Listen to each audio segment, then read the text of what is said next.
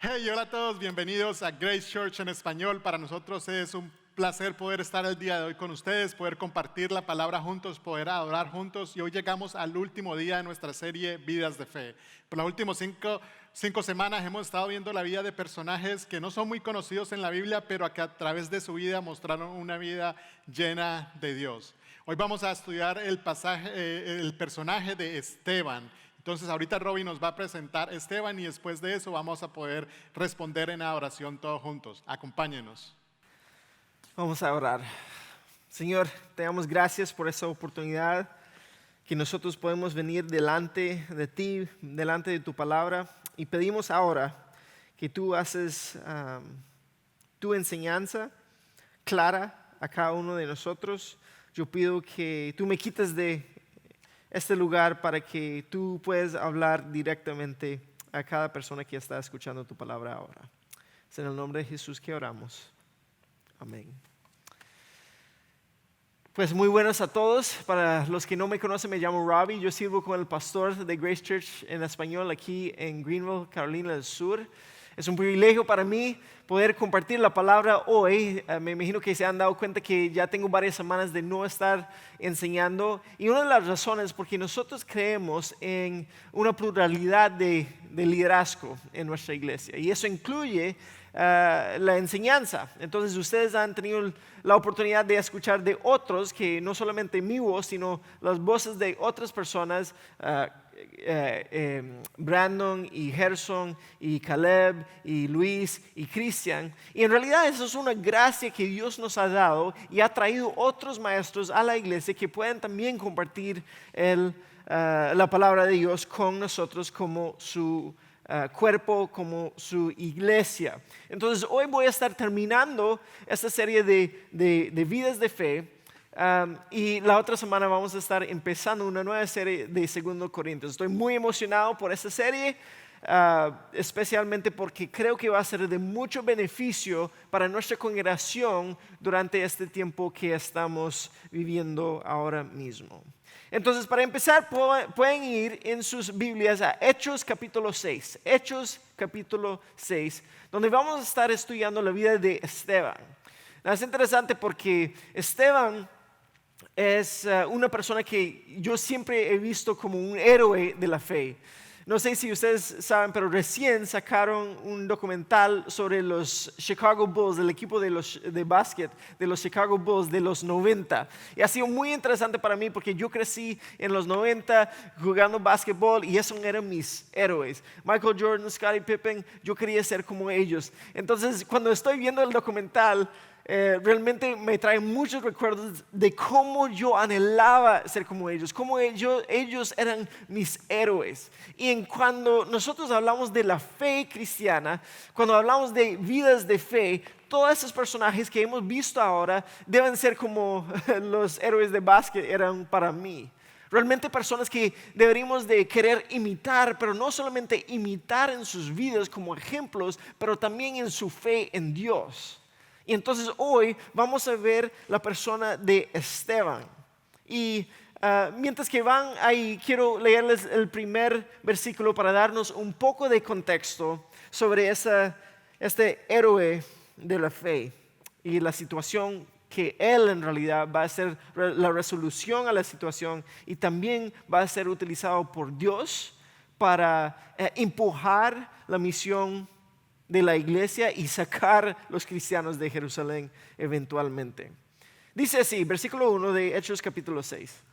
Al multiplicarse los creyentes rápidamente, hubo muestras de descontento. Los creyentes que hablaban griego se quejaban de los que hablaban hebreo, diciendo que sus viudas eran discriminadas en la distribución diaria de los elementos. Entonces la iglesia primitiva está creciendo muy rápido y tanto que ya solo los 12 apóstoles no tienen la habilidad de liderar o manejar todo lo que hacían antes. Y por eso las personas empiezan a quejarse. Ahora eso me anima porque aún unos meses después de que nazca la iglesia ya hay muestras de descontento en contra de los líderes de la iglesia. Entonces, cuando yo escucho crítica, yo sé que eso ha pasado desde el principio. Pero lo que está pasando aquí es que hay más que todo dos grupos dentro de la iglesia primitiva. Hay los que vienen del trasfondo que hablan griego y otros que vienen del trasfondo que hablan hebreo o arameo. Y la historia entre esos dos grupos es muy larga, pero para decirlo así, ya hay una división dentro de la iglesia primitiva causada simplemente por el idioma, el trasfondo. Ahora nosotros que vivimos en el contexto de hispanos dentro de los Estados Unidos, podemos saber un poco de lo que eso siente. Pero la realidad es que Jesús, cuando muere en la cruz, se resucita y invita a todas las personas del mundo a poner su fe en Él. Él trae paz entre los seres humanos y Dios, pero también trae paz entre todos los seres humanos. Entonces lo que Él hace es unir personas de diferentes razas, personas de diferentes idiomas, personas de diferentes trasfondos, todos juntos en un mismo cuerpo. Y aunque suena fácil, no es tan fácil. Más bien, para lograr una verdadera unidad, una verdadera integración, eso toma intencionalidad y visión de parte de ambos los líderes de la iglesia y también de las personas en las congregaciones. Entonces, cuando hay una división, no podemos solamente culpar un grupo. Nosotros, los dos grupos, son culpables por crear esa división. Entonces, por eso, una de mis metas aquí en Grace Church es la integración entre la iglesia en inglés y la iglesia en español. Es por eso que usamos ese tipo de lenguaje. Nosotros no decimos la iglesia americana y la iglesia hispana. Nosotros hablamos de la iglesia en inglés y la iglesia en español porque somos una sola iglesia, pero con dos diferentes idiomas. No queremos crear otras barreras que no sean necesarias, pero este tipo de integración toma mucha intencionalidad donde ambos los líderes y las personas que participan dentro de las congregaciones tenemos que trabajar juntos en eso. Pero todo eso para decir que ya existe problemas dentro de la iglesia primitiva y los líderes tienen que ver qué hacen para resolver ese problema, para mover hacia adelante, y Esteban va a formar parte de esta resolución. Versículo 2. De manera que los 12 convocaron a todos los creyentes a una reunión. Dijeron: nosotros, los apóstoles, deberíamos ocupar nuestro tiempo en enseñar la palabra de Dios y no en dirigir la distribución de alimento. Entonces llaman a la reunión y dicen: vea, ustedes tienen que decidir qué es lo que vamos a hacer. Versículo 3. Por lo tanto, hermanos, escojan a 7 hombres que, y pueden subrayar aquí, sean muy respetados, que estén llenos del Espíritu y de sabiduría. A ellos les daremos esa responsabilidad. Entonces nosotros, los apóstoles, podremos dedicar nuestro tiempo a la oración y a enseñar la palabra. Entonces ellos deciden delegar la responsabilidad y su autoridad a otros. Hay mucho que hay que decir aquí, pero eso es lo que yo quiero que nosotros enfocamos. Que el carácter de los hombres que escojan corresponde a la responsabilidad que tienen. Entonces ellos podrían haber dicho fácilmente: ok, necesitamos a alguien para repartir la comida, tú y tú. Ustedes pueden ayudarnos con repartir la comida, pero eso no es lo que hacen, porque reconocen que la responsabilidad no es solo repartir la comida, sino es para unir esos dos grupos, es para crear unidad entre la división que ellos tienen dentro de la iglesia en ese momento. Entonces eso es una gran responsabilidad y requiere hombres con gran carácter, respetados, dice, llenos del Espíritu Santo y llenos de sabiduría. Entonces, eso no es simplemente de dar comida a las personas. Y es por eso que cuando sea que nosotros sirvamos dentro de la iglesia, tenemos que reconocer que es una gran responsabilidad. No importa lo que estás haciendo, porque lo estás haciendo para el Señor. De hecho, la congregación esta semana estábamos memorizando un versículo varios versículos de Romanos 12, pero Romanos 12, el 11 dice así: no sean nunca perezosos, más bien trabajan con esmero y sirvan al Señor con entusiasmo. La razón es porque lo que sea que uno hace para la obra de Dios es importante y tiene gran repercusiones y responsabilidad. Entonces nosotros tenemos que reconocer que el carácter de la persona que está sirviendo tiene que corresponder con la responsabilidad que tienen.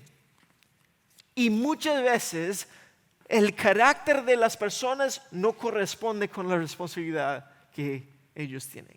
Tendemos a querer la autoridad, tendemos a querer la plataforma, la fama, pero que todavía no corresponde a nuestra madurez y crecimiento.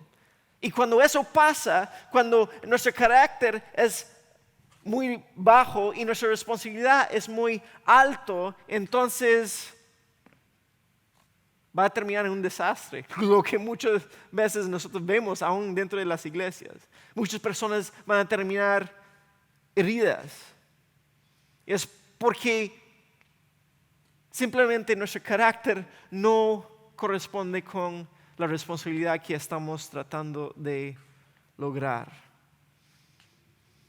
Es por eso que nosotros tenemos que constantemente buscar estar creciendo. Constantemente tenemos que buscar madurarnos.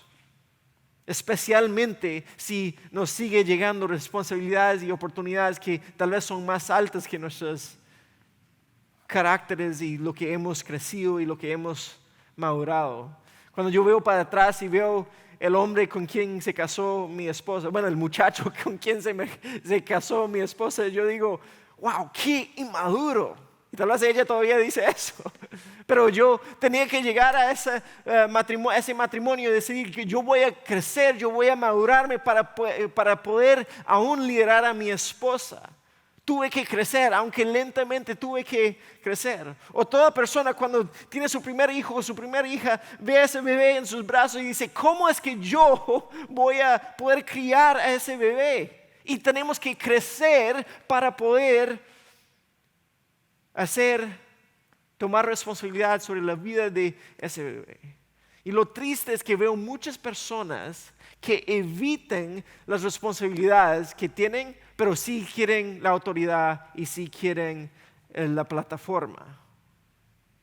Veo que eviten las responsabilidades y por eso no crecen. Fuera ahí dentro de la iglesia veo personas de 25, 30, 35 años que todavía quieren seguir viviendo como muchachas de 15, 17, 18 años. No quieren aceptar las responsabilidades de la vida, nunca maduran. O aún dentro de la iglesia, personas que nunca están dispuestos a aceptar ningún rol, nunca quieren servir, pero sí quieren tener algún puesto porque tienen varios años dentro de la iglesia.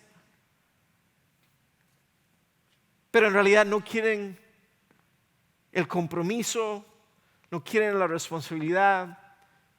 Y les digo que nunca van a crecer, nunca van a madurar, más allá de lo básico, de lo más básico de la vida cristiana. Su fe nunca va a crecer. Entonces, volviendo al texto, ese es el tipo de persona que están buscando, lleno del Espíritu, lleno de sabiduría. Así que encuentro hombres cuyo carácter está listo para aceptar la responsabilidad tan importante. Versículo 5.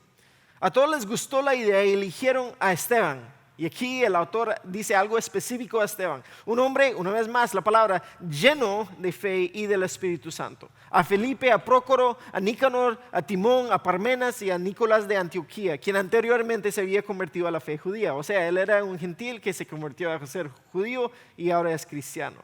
Estos 7 hombres fueron presentados ante los apóstoles, quienes oraron por ellos y les impusieron las manos. Entonces, escojan 7 hombres. Aquí lo interesante, los hombres que escojan, todos tienen nombres griegos. O sea, ellos dijeron, intencionalmente vamos a poner a esos hombres contra quienes ustedes están quejando, ellos van a ser los encargados. como dije antes, están buscando la intencionalidad en unir esos dos grupos. Y el primero en la lista es Esteban. Y dice el autor específicamente, sí es un hombre lleno de fe, lleno del Espíritu Santo. Su relación con Dios es observable, es obvio a todos los que están alrededor de él. Nadie puede dudar del carácter de ese hombre. Nadie puede dudar que él sea el hombre correcto para tomar esa responsabilidad, porque saben que él es un hombre lleno de fe y del Espíritu Santo. Entonces su vida, como él vive, refleja su relación con Dios. Su vida, como él vive, refleja lo que está dentro de él.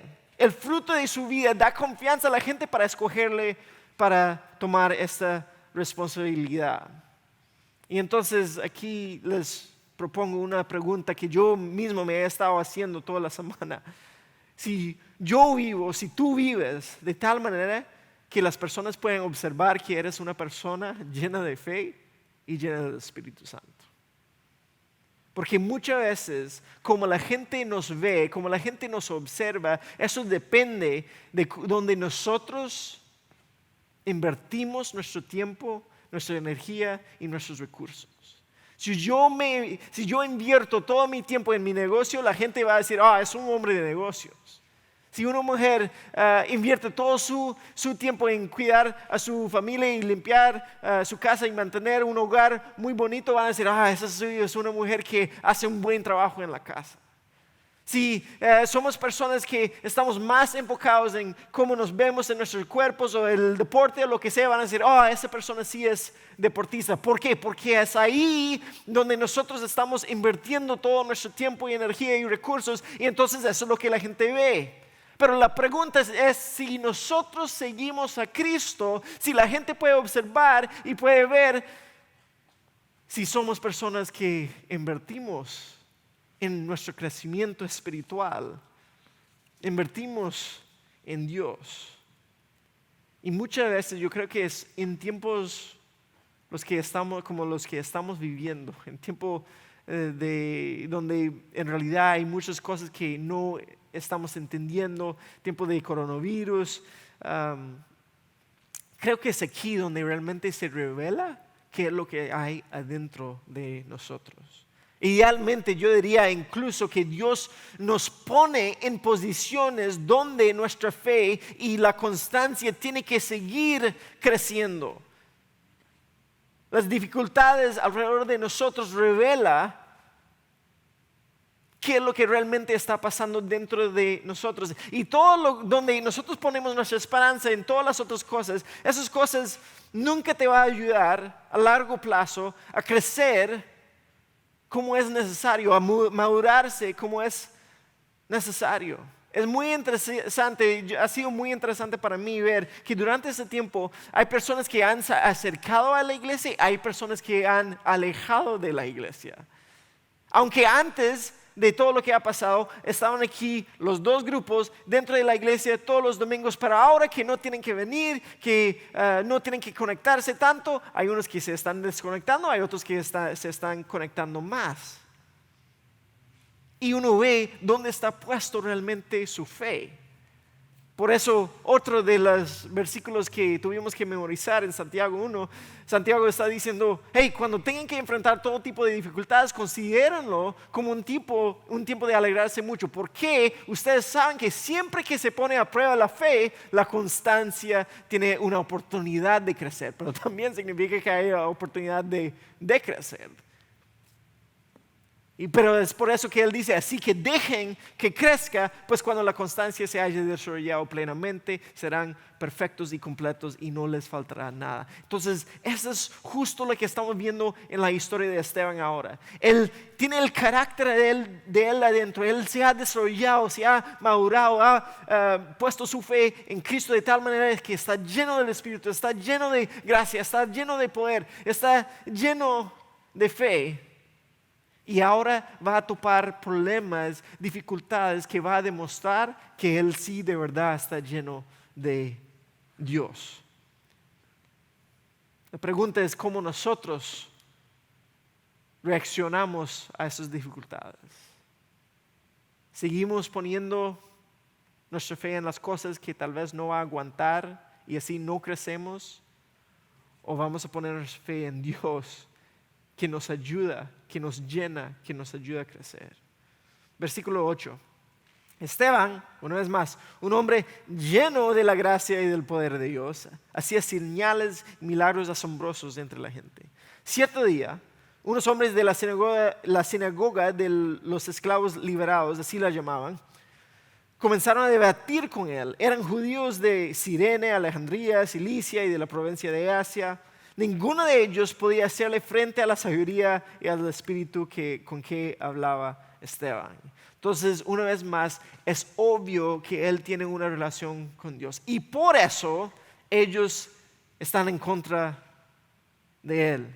Y empiezan a difamarlo, empiezan a decir mentiras en contra de él. Están diciendo en los siguientes versículos, oímos que él blasfemó en contra de Moisés y hasta en contra de Dios. Y obviamente en esa sociedad requería muerte como castigo para esas cosas. Entonces ellos arrestan a Esteban injustamente y lo llevan ante el Concilio Supremo. Y entonces ante el Concilio Supremo dice así: los testigos mentirosos dijeron, este hombre siempre habla en contra del Santo Templo y contra la ley de Moisés. Lo hemos oído decir que ese tal Jesús de Nazaret destruirá el templo y cambiará las costumbres que Moisés nos transmitió. Es muy interesante. Ellos están acusando a Esteban de lo mismo que ellos estaban acusando a Jesús. Esteban está tan en línea, alineado a Jesús, que ellos lo están acusando por exactamente lo mismo. Él está lleno de Dios y lo que está dentro de él, su fe en Cristo, está desbordando hacia afuera. Entonces todos lo ven. Y los que están con Dios, los que son parte del pueblo de Dios, ellos lo honran, le dan responsabilidad, lo ven como un gran hombre. De hecho, a través de la historia de la iglesia, nosotros vemos a Esteban como un gran hombre de Dios, porque estaba lleno de fe, estaba lleno del Espíritu, y eso lo llevó a ser el primer mártir que vamos a ver. De hecho, su nombre viene de la palabra corona, y corona en el sentido de fama, de honor. Entonces estaba deshonrado por personas que siguen a Dios. Pero por el otro lado, por cómo es él de ser lleno de Dios y lleno de sabiduría y lleno de fe y poder y gracia, los que están en contra de Dios lo debatan y lo difaman y mienten en contra de él y lo atacan, y por último, como vamos a ver, lo matan. Y eso es lo que yo quiero que nosotros entendamos aquí. Si nosotros escogemos seguir a Dios y si andamos llenos de Dios, sí seremos honrados por los que forman parte del pueblo de Dios, pero por el mundo va a estar en tu contra. El mundo va a estar en nuestra contra. Y yo sé que en nuestro contexto donde nosotros vivimos ahora mismo, todavía es bien visto ser parte de la iglesia, ser cristiano, todavía mantienes tu reputación en la comunidad, pero esto va cambiando. Lo estoy empezando a ver cuando uno dice yo soy cristiano, te ven, este está atrasado unos años. Está al lado equivocado de la historia. Ese es racista, ese es homofóbico, ese es en contra de las mujeres o algo así. Entonces yo creo que en las próximas décadas vamos a tener que alistarnos para más persecución, aún donde aquí culturalmente todavía está bien visto. Pero eso es lo que está enfrentando Esteban. Y vamos a ver cómo él responde a eso, porque él está lleno del Espíritu Santo, lleno de sabiduría. Versículo 15, el último del capítulo dice así: en ese momento todos los del concilio, entonces él está siendo acusado, están mintiendo sobre él, y él va a dar su testimonio. Y dice: en ese momento todos los del concilio supremo fijaron la mirada en Esteban, porque su cara comenzó a brillar como la de un ángel. Ahora tenemos en el capítulo 7 uno de los sermones más concisas y detalladas y correctas que encontramos en todas las escrituras. Y básicamente lo que Esteban hace es proponer a ellos, a ese concilio de judíos, va a proponer que ellos, aunque dicen ser el pueblo de Dios, han rechazado a Dios. Y en eso, la manera que Él les habla, se nota que Él no está preocupado por su existencia terrenal, sino tiene sus ojos puestos firmemente en Jesucristo. Y Él los acusa a Israel de no reconocer a Jesús, su Mesías. Él los acusa de rechazarlo y asesinarlo. Y obviamente esas acusaciones, aunque son ciertas, no son bien recibidas por los judíos. Vea lo que él dice en el capítulo 7, versículo 51 de Hechos. Dice así, Esteban hablando a los líderes, los judíos, dice así: pueblo terco, ustedes son paganos de corazón y sordos a la verdad. ¿Resistirán para siempre al Espíritu Santo? Eso es lo que hicieron sus antepasados, y ustedes también. Mencionan a un profeta a quien sus antepasados no hayan perseguido. Hasta mataron a los que predijeron la venida del justo, el Mesías, a quienes ustedes, señalando a ellos, traicionaron y asesinaron. Deliberadamente desobedecieron la ley de Dios, a pesar de que la recibieron de manos de ángeles. Él dice: ustedes dicen seguir a Jesús, pero son ciegos. Ustedes dicen que seguir a Dios, pero son ciegos a quien es su Mesías. Ustedes están tan enfocados en seguir la ley de Dios que no están siguiendo a Dios. Ustedes han perdido todo lo que Dios realmente envió en Jesús. Ellos tenían toda su religión, pero perdieron la relación que tenían con Dios. Y a veces yo me hago la pregunta: ¿cuántas veces yo hago eso? ¿Cuántas veces nosotros hacemos eso? Porque muchas veces creemos que estamos bien, porque vamos a la iglesia, damos un poco de dinero para ayudar a esa persona, ayudamos a otra persona y sentimos bien, pero en realidad estamos perdiendo una relación verdadera con Dios, porque todavía por nuestro orgullo estamos pensando que nos estamos salvando y justificando por lo que nosotros hacemos y no por lo que Dios hizo. Intentamos justificar a nosotros mismos ante Dios y no nos damos cuenta que realmente no tenemos nada que ver con nuestra justificación. Eso es lo que Esteban está tratando de hacer que los judíos de ese tiempo vean. Ustedes creen que están bien, pero no están bien. Ustedes creen que la ley de Moisés salva a través de tus obras, pero es Jesús que salva. Está tan alineado con lo que Jesús enseñó, que Dios nos guarde de ser un pueblo terco que hace todo lo correcto, pero perdimos lo más importante en Jesús. Vea la reacción de los líderes. Los líderes judíos se enfurecieron por la acusación de Esteban y con rabia le mostraban los puños. Pero Esteban, lleno del Espíritu, una vez más la palabra lleno del Espíritu Santo, fijó la mirada en el cielo y vio la gloria de Dios y vio a Jesús de pie, puedes subrayar ahí, en el lugar de honor a la derecha de Dios. Y les dijo: miren, veo los cielos abiertos y al Hijo del Hombre de pie en el lugar de honor a la derecha de Dios. Ellos están muy enojados, pero Esteban parece estar en otro mundo. Él está viendo lo que ellos no pueden ver. Pero imagínese el ambiente. Imagínese un alboroto alrededor de ti con tantas emociones, personas enojadas en contra de ti, y tú estás ahí hablando con denuedo, hablando con valor sobre tus convicciones, y ellos están listos para matarte. Eso es el ambiente, es un ambiente cargado con los sentimientos de miles que están alrededor de él, y en medio de eso está Esteban, lleno del Espíritu Santo, y Dios le abre los ojos para ver qué es lo que le espera después de eso. Y ve a Jesús de pie. Es interesante, no se encuentra a Jesús de pie muchas veces. Normalmente dice que está sentado a la derecha de Dios. Y muchos de los comentaristas piensan porque Él está de pie en honor a Esteban. Esteban lo está dando su vida, sacrificando su vida, y Jesús lo va a honrar en eso. Pero solo porque Dios lo honra no significa que Él no va a sufrir en ese momento.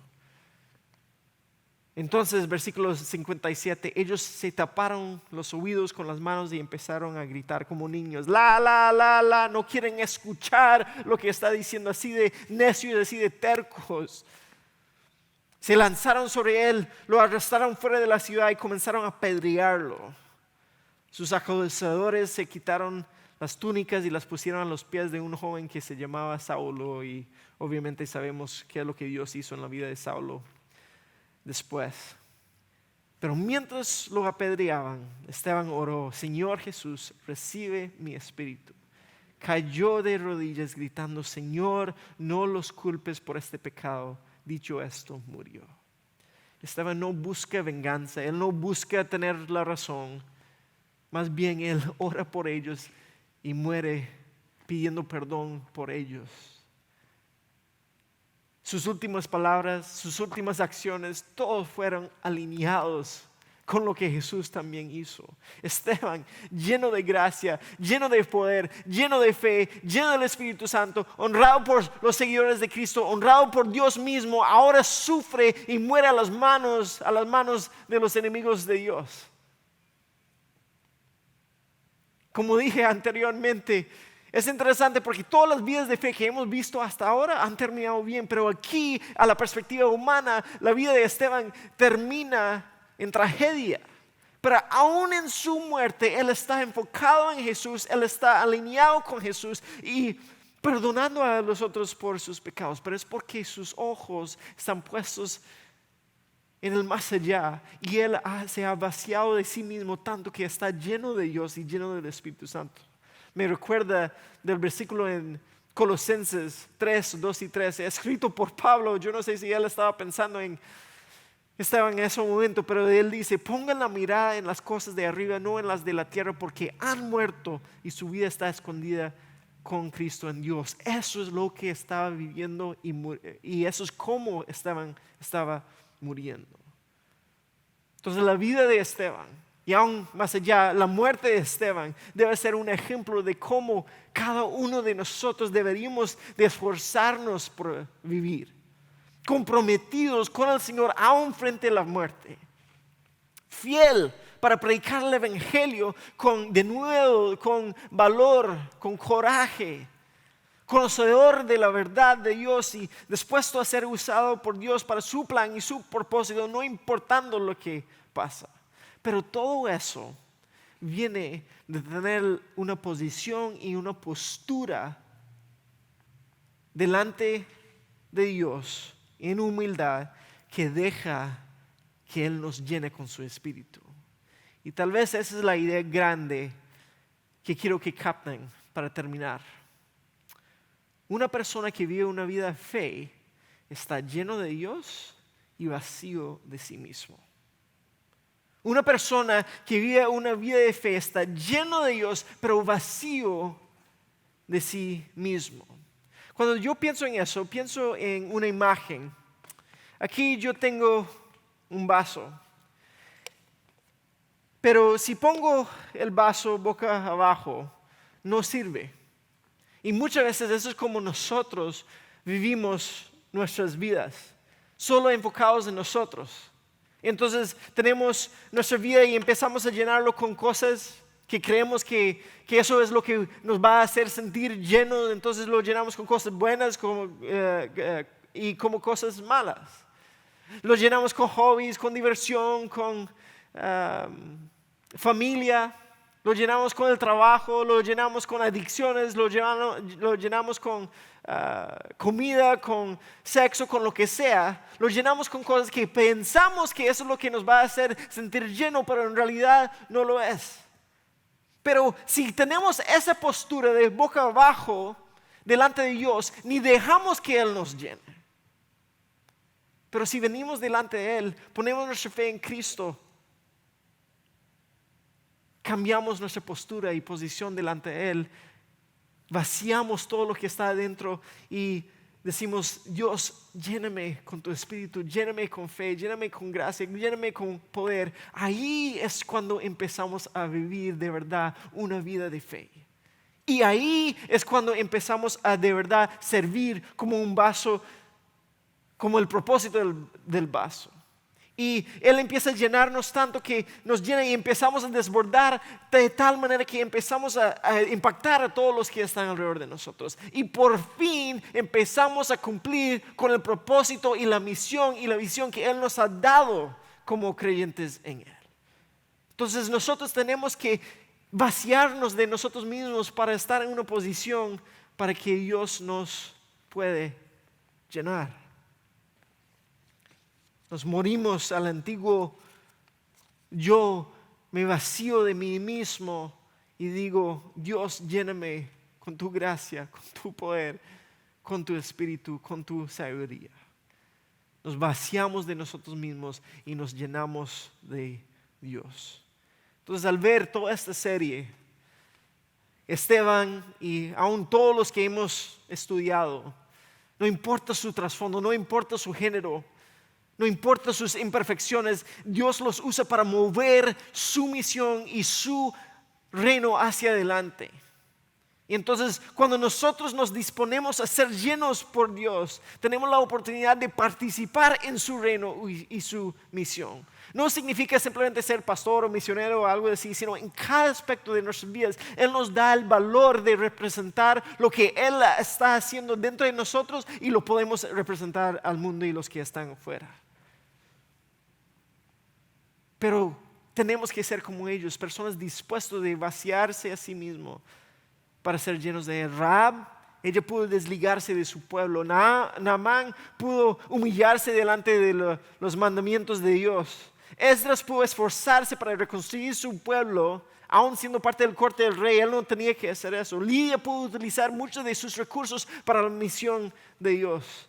María de Magdalena dejó su antigua vida y Esteban, él sacrificó su vida. Estos son los ejemplos de vidas de fe. Eso es como se veía la fe en las vidas de ellos. Ahora la pregunta es, ¿cómo se ve la fe, una vida de fe en ti? ¿Cómo es que tú vives tu vida de fe? Y yo no estoy hablando de cosas grandes, pero en tu familia, esposos, ¿tú puedes sacrificar tus hobbies y lo que tú quieres hacer para servir a tu esposa? Esposas, ¿tú puedes utilizar tus palabras para edificar a tu esposo y no humillarlo? Papás, ustedes pueden sacrificar sus vidas no solamente para dar oportunidades en el mundo para sus hijos, sino para ayudarles a crecer espiritualmente. Hay un sinfín de aplicaciones, pero aún eso no es necesariamente el punto. El punto es que si estamos dispuestos a ponernos en una posición, en una postura que deje que Dios obra en nosotros y nos llene. Así que, iglesia, seamos individuos que vivimos vidas de fe, seamos una iglesia que vivimos vidas de fe, tanto que las otras personas puedan decir, wow, ellos están llenos de gracia, de fe, de sabiduría y del Espíritu Santo. Esa es una vida de fe construida sobre la roca que es Jesús. Déjame orar. Señor, te damos gracias porque nos retas con tu palabra. Te damos gracias porque nos convence de nuestro pecado y nuestros fallos y a la vez nos conforta con la verdad de Jesús. Yo pido, Señor, que yo pueda vivir una vida vacía de mí mismo y lleno de ti. Yo pido esto para mi familia, yo pido esto para las personas que forman parte de Grace Church en español, yo pido esto para cualquier persona que nos está viendo en esos momentos. Que podamos realizar la misión y el propósito que tú nos has dado a través de ser llenos de ti. Y es en el nombre de Jesús que nosotros oramos esas cosas. Amén.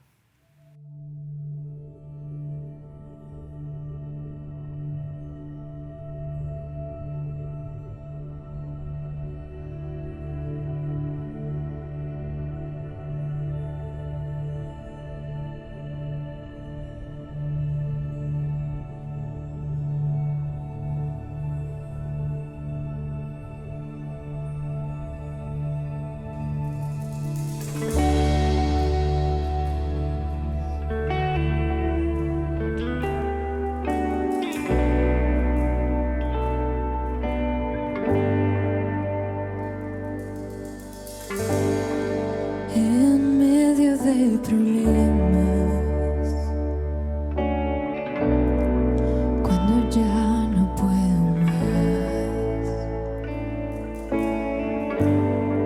Confiaré en tus promesas, suficiente me será.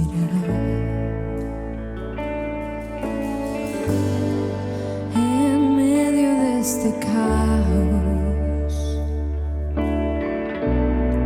cuando no puedo entender,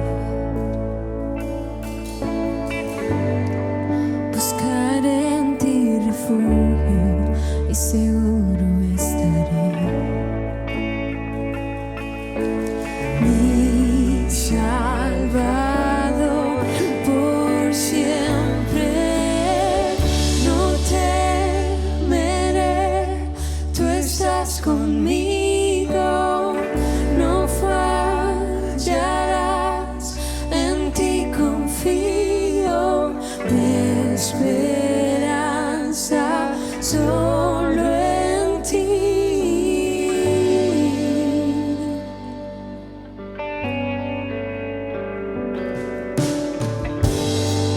Quebrantado en el silencio, puedo oírte susurrar. No estás solo en tus problemas, contigo siempre voy a estar.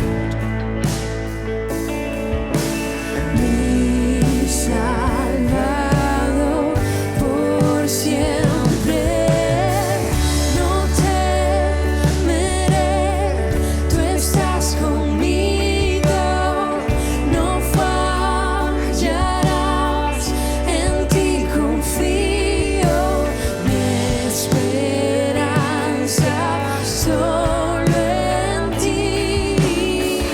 El día en que no tenga fuerzas, serás Jesús, mi fortaleza, mi esperanza solo en ti.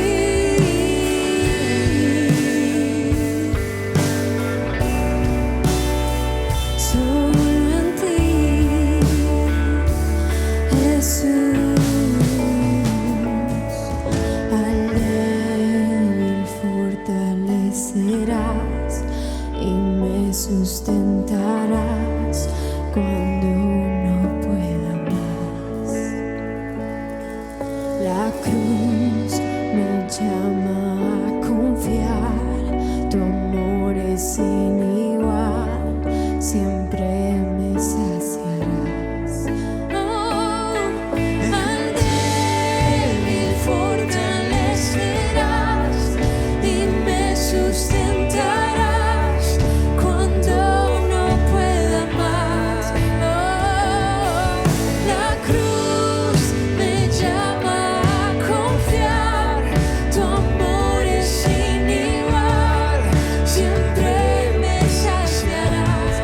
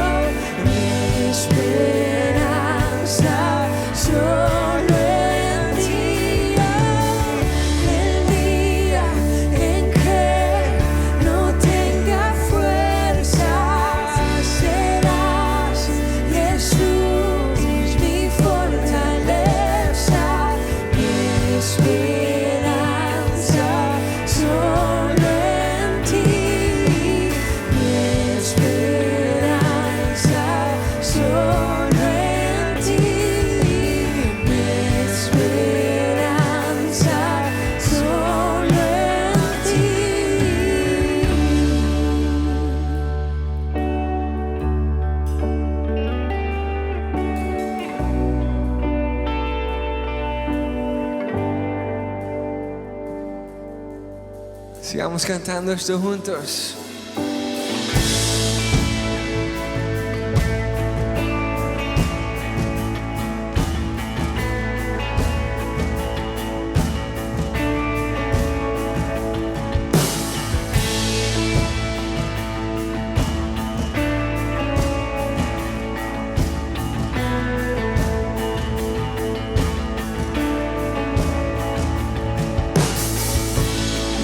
Presencia nos da fuerza, esperanza y libertad. Tu presencia nos restaura, trae descanso y sanidad. Aún si huimos de ti, permaneces, tu gracia no tiene fin. Oh, tu amor es para siempre, eterna es tu bondad, tú nunca nos dejas. Eres quien va adelante en gloria y majestad, tú nunca nos dejas.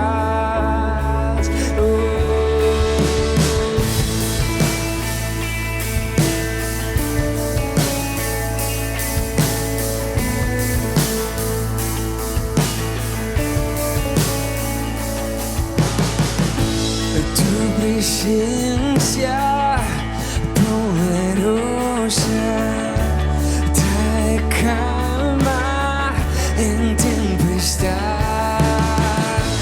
Tu presencia nos da vida, es por siempre nuestro hogar. Aún si huimos de ti, permaneces, tu gracia no tiene fin. No, tu amor es para siempre, eterna es tu bondad, tú nunca nos dejas. Eres quien va adelante en gloria y majestad, tú nunca nos dejas.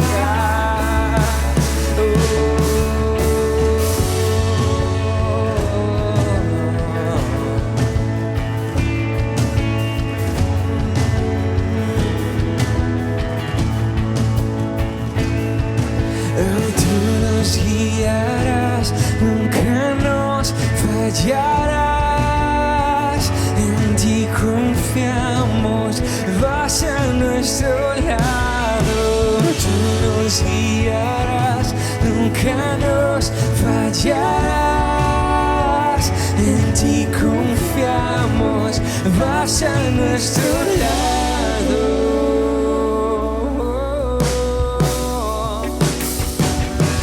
Tu amor es para siempre, eterna es tu bondad, tú nunca nos dejas. Eres quien va adelante en gloria y majestad, tú nunca nos dejas.